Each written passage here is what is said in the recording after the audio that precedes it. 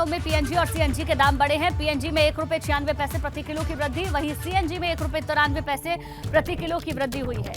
यानी कि अब गाड़ी चलाना और भी ज्यादा महंगा होगा, क्योंकि पीएनजी और सीएनजी के दाम एक बार फिर से बढ़े हैं। ₹1.96 की बढ़ोतरी प्रति किलो के हिसाब से पीएनजी में हुई है और करीब ₹1.93 प्रति किलो की वृद्धि सीएनजी में हुई है। यानी कि महंगाई की मार एक बार फिर से आम आदमी के ऊपर पड़ रही है। लगातार सीएनजी पीएनजी के दाम बढ़ रहे हैं। बीच में कुछ गिरावट जरूर देखने को मिली, लेकिन एक बार फिर से वृद्धि की गई है। पीएनजी में ₹1.96 प्रति किलो की वृद्धि और सीएनजी में ₹1.93 प्रति किलो की वृद्धि हुई है।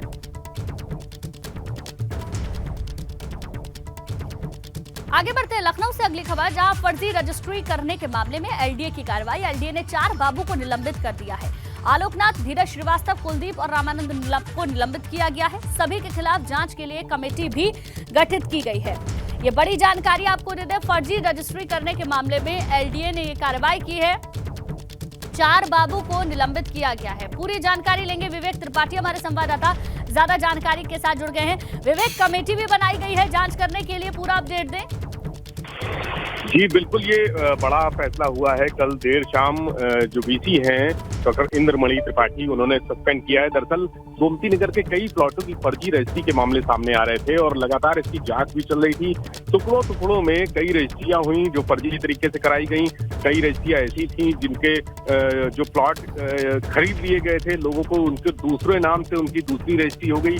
जब ये मामला सामने आया तो इसकी 6 महीने पहले करीब जांच शुरू हुई थी और जब जांच रिपोर्ट आई है कल देर शाम, तो एलडीए के वीसी ने सभी 4 को बाबुओं को दोषी पाते हुए निलंबित कर दिया और एक कमेटी बिठा दी है। ये माना जा रहा है कि इन बाबुओं के अलावा, यानी जो 4 बाबू हैं, आलोकनाथ, रामानंद, कुलदीप और धीरज श्रीवास्तव, इनके अलावा भी एलडीए के कुछ और जो सीनियर अधिकारी हैं वो भी इस पूरे खेल में मिलीभगत में शामिल हो सकते हैं। कुछ दलाल जो जमीनों की देखरेख करते हैं, जो प्लॉटों का सौदा करते हैं, वो भी इसमें शामिल हो सकते हैं। तो इस मामले में एफआईआर भी दर्ज कराई जा सकती है और लगातार पिछले, अगर हम 15 दिन की बात करें तो 15 दिन में फर्जी रजिस्ट्री के मामले में कई एफआईआर हुई हैं। कुछ गोमती नगर के अलग अलग खंडों में जो प्लॉट की फर्जी रजिस्ट्रियां हुई थी, उनकी जांच में कई बाबू दोषी पाए गए थे, उनके खिलाफ एफआईआर हुई है और इन 4 बाबुओं के खिलाफ भी जल्द एफआईआर हो सकती है। ठीक है विवेक, बहुत बहुत शुक्रिया पूरी जानकारी के लिए आपका। रायबरेली के बहुचर्चित आदित्य हत्याकांड के आरोपी के ढाबे पर बुलडोजर चला है। 2 साल पहले खाने के विवाद में आदित्य सिंह की पीटकर हत्या कर दी गई थी। हत्या के आरोप में लगभग 1 दर्जन आरोपियों को जेल भेजा गया था। प्रशासनिक कार्रवाई के तहत सोमू ढाबे पर प्रशासन का पीला पंजा चला है। अपर जिलाधिकारी, सिटी मजिस्ट्रेट, सीओ सिटी सहित भारी संख्या में पुलिस बल भी मौजूद रहा।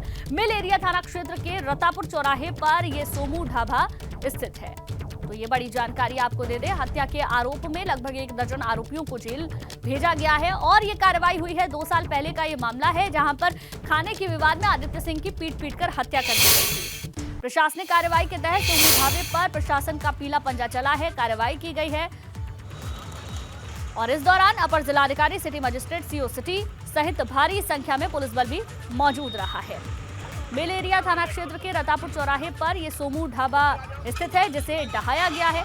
बुलडोजर एक्शन लिया गया है। रायबरेली का ये पूरा मामला, जहां पर आदित्य सिंह की 2 साल पहले पीट कर हत्या कर दी थी और जो इस हत्याकांड के आरोपी है उसके ढाबे पर बुलडोजर चला है। तो ये जानकारी यहां से सामने आई है। अगली खबर फर्रुखाबाद से है। 25,000 का इनामी एनकाउंटर में ढेर हुआ है। इनामी बदमाश देवेंद्र उर्फ पिंकू ढेर हुआ है। बदमाश पर हत्या और अपहरण के कई मुकदमे दर्ज हैं। तो ये बड़ी जानकारी आपको दे दें, फर्रुखाबाद से खबर, जहां 25,000 का इनामी एनकाउंटर में ढेर हुआ। इनामी बदमाश देवेंद्र उर्फ पिंकू ढेर हुआ है। बदमाश पर हत्या के साथ साथ कई और मुकदमे दर्ज हैं, जिसमें कि अपहरण की धाराओं के तहत भी उस पर मुकदमा दर्ज किया गया है। देवेंद्र नाम बताया जा रहा है, इनामी बदमाश है जो कि ढेर हो गया। हत्या और अपहरण सहित कई मुकदमे पहले से दर्ज थे। लगातार पुलिस को तलाश थी, जिसके बाद एनकाउंटर में ये बदमाश ढेर हुआ है। फर्रुखाबाद से इस वक्त की बड़ी खबर आपको बता रहे हैं। 25,000 का इनामी एनकाउंटर में ढेर हुआ। इनामी बदमाश देवेंद्र उर्फ पिंकू कई सारी धाराओं में, जहां पुलिस को उसकी तलाश थी, कई मुकदमे इस पे दर्ज हैं। 25,000 का इनाम भी था। एनकाउंटर के बाद वो ढेर हुआ। अगली खबर नोएडा से। नोएडा एक्सप्रेसवे पर तेज रफ्तार कार पलटी है। डिवाइडर से टकराने के बाद कार पलट गई। कार के पलटने से 4 लोग गंभीर रूप से घायल हुए हैं। बुलंदशहर से दिल्ली जाते वक्त ये कार पलटी। नोएडा के सेक्टर 168 के पास यह हादसा हुआ है। तो बड़ी जानकारी आपको दे दें, नोएडा एक्सप्रेसवे पर तेज रफ्तार कार पलट गई है। डिवाइडर से टकराने के बाद ये कार पलटी। देखिए तस्वीरें मौके से जो सामने आई है, किस तरीके से कार के परखच्चे उड़ गए हैं। कार अचानक से पलटी, 4 लोग गंभीर रूप से घायल, अस्पताल में भर्ती हैं। दिल्ली जाते वक्त बुलंदशहर से ये हादसा हुआ है, कार पलटी है। लेकिन किस तरीके से डिवाइडर से ये कार टकराई होगी, पलटी होगी, इस कार की दशा देखकर ये अंदाजा लगाया जा सकता है।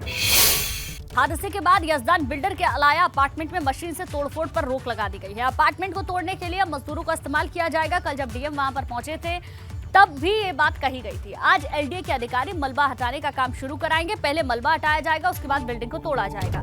अपार्टमेंट के आसपास रहने वाले लोगों को घरों में रहने की अपील की गई है। इमरजेंसी में बाहर जाने वाले अधिकारियों से संपर्क करना होगा। तो आपको बता दें, कल यजदान बिल्डर के अलाया अपार्टमेंट में मशीन से तोड़फोड़ पर रोक लगाई गई है, क्योंकि कल अचानक से जो बिल्डिंग है भरभरा कर गिरी थी। काफी हंगामा देखने को मिला। जो आसपास रहने वाले लोग हैं उनकी ओर से नाराजगी दर्ज की गई। अब अपार्टमेंट में मशीन से तोड़फोड़ पर रोक लगा दी गई है। अब मजदूरों के जरिए ही अपार्टमेंट को तोड़ा जाएगा, लेकिन पहले जो मलबा वहां पर गिरा हुआ है उसे साफ किया जाएगा। ग्रेटर नोएडा से खबर, जहां नॉलेज पार्क के पास 2 बसों के बीच भीषण टक्कर हुई है। हादसे में 3 लोगों की मौत हो गई, 13 से ज्यादा लोगों के घायल होने की खबर है। पुलिस ने घायलों को अस्पताल भेजा है। कोहरे और तेज रफ्तार के कारण यह हादसा हुआ। ग्रेटर नोएडा से यह खबर, जहां नॉलेज पार्क के पास 2 बसों के बीच भीषण टक्कर हुई, 3 लोगों की मौत की खबर सामने आ रही है। साथ ही साथ 13 से ज्यादा लोग घायल हो गए हैं अस्पताल में, जिन्हें भर्ती करा दिया गया है। एक्सक्लूसिव तस्वीरें हम आपको दिखा रहे हैं। कोहरे की वजह से 2 बसों में आमने सामने से टक्कर हुई और इस टक्कर में 3 लोगों की मौत की खबर सामने आ रही है। 13 से ज्यादा लोग घायल हुए हैं। पश्चिमी उत्तर प्रदेश के कई इलाकों को कोहरे ने अपनी चादर में ढक लिया है। पारा लुढ़कने से ठंड भी बढ़ने लगी है। विजिबिलिटी शून्य होने की वजह से वाहन चलाने में भी दिक्कत हो रही है। लोगों को तमाम मुश्किल हालातों का सामना करना पड़ रहा है। गर्म कपड़े पहनने के बावजूद सर्दी से निजात मिलती नजर नहीं आ रही है। मौसम विभाग की माने तो आने वाले दिनों में ठंड और भी ज्यादा बढ़ेगी। मौसम लगातार करवट लेता जा रहा है और इसी के साथ ही जो कोहरा है वो भी पड़ना शुरू हो गया है और कोहरे के साथ ही जो भीषण ठंड है वो भी पड़ने लगी है। आप ये देखिए कि किस तरीके से जो विजिबिलिटी है वो विजिबिलिटी बिल्कुल जो शून्य है वो नजर आ रही है। कुछ दूरी का भी दिखाई नहीं दे रहा है और देखिए किस तरीके से वाहन बस चंद कदमों की दूरी पर नजर आते हैं और उसके बाद कोहरे में कहीं गुम हो जाते हैं। पूरी तरीके से कोहरे ने जो कोहरे की चादर है, कोहरे की चादर में लिपटा हुआ जो पूरा इलाका है वो नजर आ रहा है और पूरे पश्चिमी उत्तर प्रदेश में इसी तरह की जो तस्वीरें हैं वो देखने को मिल रही हैं। अचानक से ये कोहरा पड़ा है। आप देखिए कि चंद कदमों की दूरी तक ये वाहन आते जाते जरूर दिखते हैं, लेकिन उसके बाद देखिए कि कोहरे की चादर में कहीं ना कहीं ये गुम हो जाते हैं और दूसरी तरफ से भी जो वाहन आ रहे हैं उनको भी आप देखिए कि जो लाइट जलाकर चल रहे हैं, बसें जो जा रही हैं, लेकिन बावजूद इसके भी जो तमाम दिक्कतें हैं, तमाम परेशानियां हैं वो उठानी पड़ रही हैं। मौसम विभाग की माने तो आने वाले दिनों में जो कोहरा है और इसी तरीके से भीषण पड़ेगा और जो ठंड है उस ठंड का जो सितम है वो भी देखने को मिलेगा। और अब मौसम ने बहुत तेजी से जो करवट है वो करवट ले ली है। आप देखिए कहीं भी कुछ थोड़ा बहुत हल्का नजर जरूर आ रहा है, लेकिन विजिबिलिटी शून्य होने की वजह से जो तमाम दिक्कतें हैं, तमाम परेशानियां हैं वो यहाँ पर आ रही हैं। देखिए किस तरीके से लोग घरों से निकल जरूर रहे हैं, लेकिन किस तरीके से पूरे कंबल में और मफलर वगैरह सब चीजें बांध रखी हैं। इनसे हम बातचीत कर लेते हैं। बड़े मैं आपसे जानना चाहूंगा कि अचानक से तो कोहरा और ठंड का तो एहसास ऐसा है कि हाथ भी बिल्कुल सुन पड़ गए। हाँ जी, बिल्कुल सुन पड़ गए हैं। बहुत बहुत ठंड है। बोलने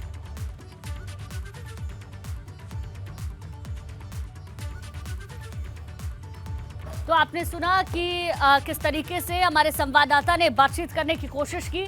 खतौली से ये रिपोर्ट सामने आई, जहां कई इलाके में घना कोहरा छाया हुआ है और किस तरीके से लोगों को दिक्कत हो रही है ये हमने जाना। वाराणसी से अगली खबर, जहां फिल्म पठान के खिलाफ बनारस में प्रदर्शन हो रहा है। महिलाओं ने फिल्म पठान के पोस्टरों को फूंका है। शाहरुख खान का लोगों ने पुतला फूंका। शाहरुख और दीपिका को गिरफ्तार करने की मांग की गई। शाहरुख दीपिका पर भावनाएं आहत करने का आरोप लग रहा है। तो पठान फिल्म के गाने का विरोध लगातार किया जा रहा है, लेकिन अब इस फिल्म का भी विरोध किया गया है। किस तरीके से विरोध दर्ज कराया गया है, प्रदर्शन किया गया है, उसकी तस्वीरें हम आपको दिखा रहे हैं। महिलाओं ने फिल्म पठान के पोस्टर को फूंका, शाहरुख खान का भी लोगों ने पुतला फूंका। शाहरुख और दीपिका की गिरफ्तारी करने की मांग लोगों की ओर से की जा रही है। और देखिए किस तरीके से नारेबाजी हो रही है, पठान फिल्म का बहिष्कार करो, इस तरीके के नारे वहां पर लगाए जा रहे हैं। शाहरुख और दीपिका पर भावनाएं आहत करने का आरोप लग रहा है।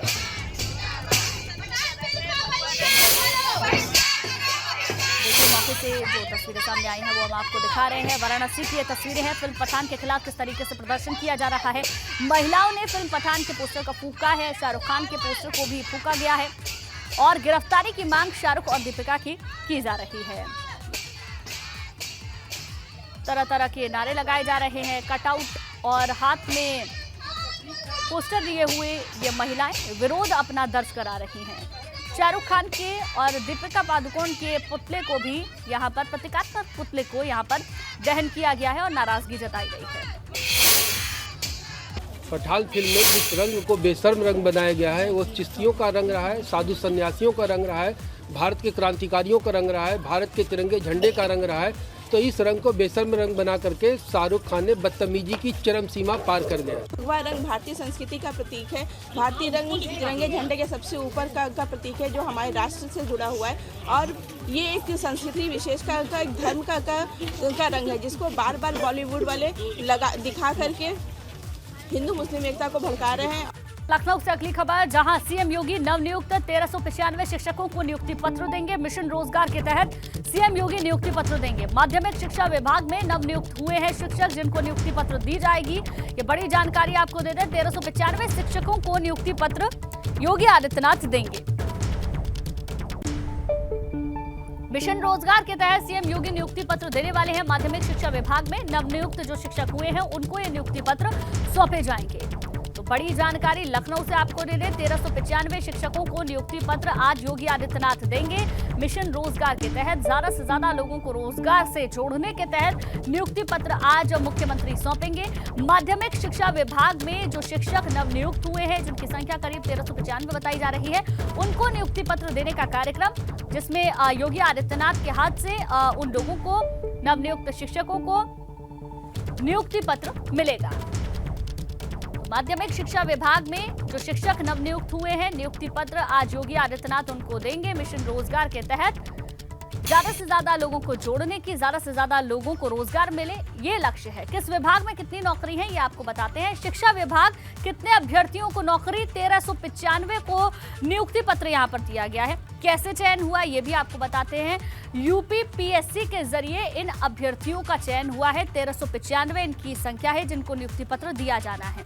किस पद पर चयन हुआ है ये भी एक सवाल है। प्रवक्ता के पद पर, सहायक अध्यापक के पद पर यह चयन हुआ है। कितने प्रवक्ताओं को नियुक्ति पत्र मिला है? करीब 1272 इनकी संख्या बताई जा रही है। सहायक अध्यापकों को नियुक्ति पत्र दिया गया है जिनकी संख्या करीब 123 बताई जा रही है।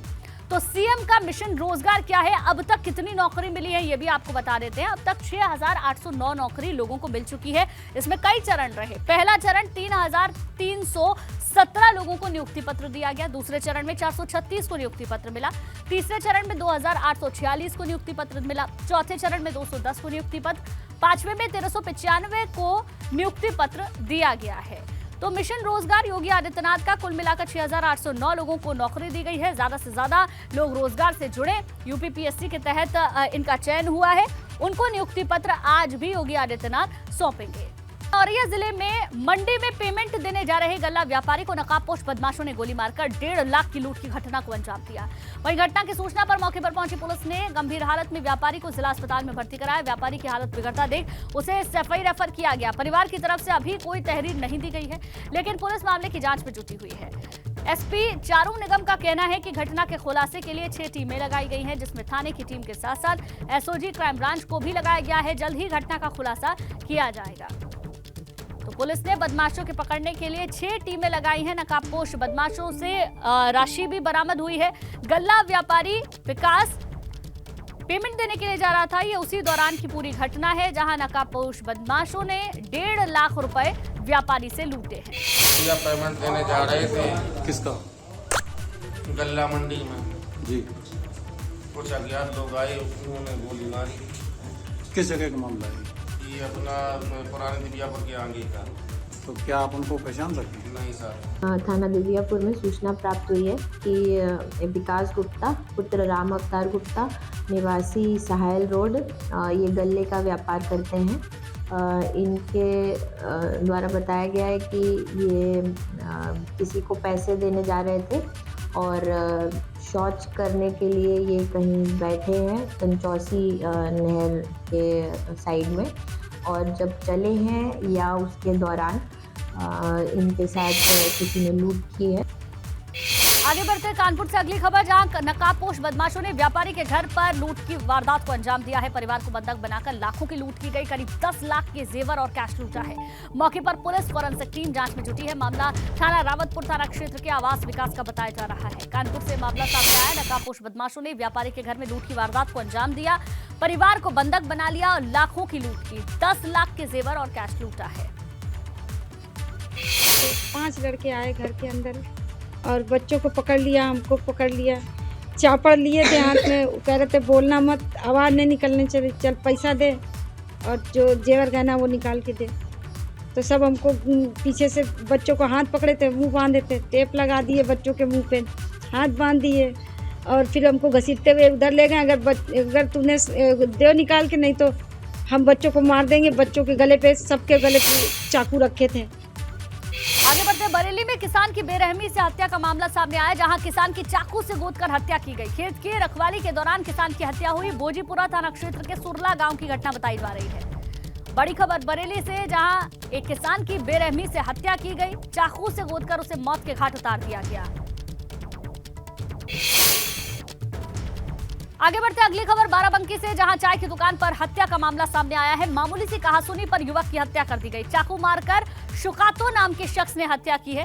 पुलिस ने युवक के शव को पोस्टमार्टम के लिए भेज दिया है। बाराबंकी के पलहरी चौराहे का ये पूरा मामला बताया जा रहा है।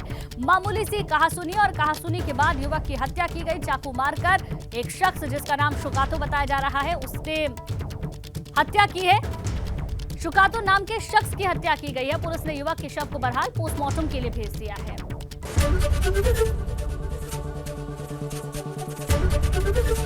एबीपी गंगा, खबर आपकी, जुबान आपकी।